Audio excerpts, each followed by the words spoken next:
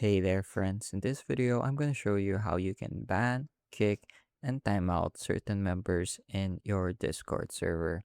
So assuming you have the appropriate permissions to perform these actions, we can exercise them by hovering over our members list, which is found on the right side of your server page. So for example, here we have my other account and we have several options here. So we can time him out, which is making sure that he is unable to send any messages for a prescribed amount of time.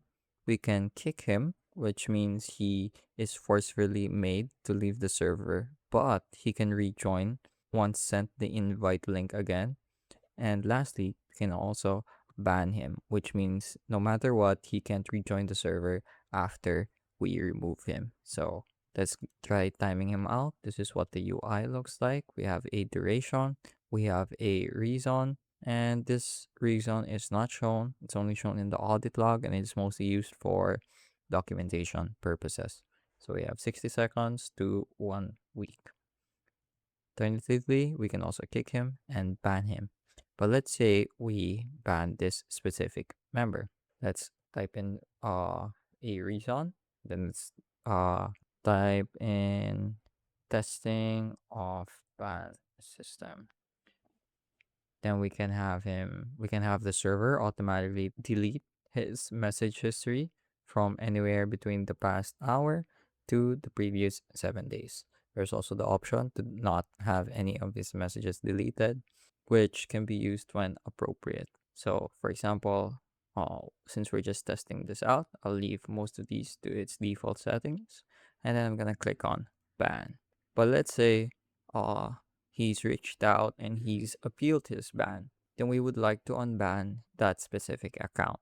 And to do so, let's go to our server settings, which can be found here. Let's scroll all the way down to bans.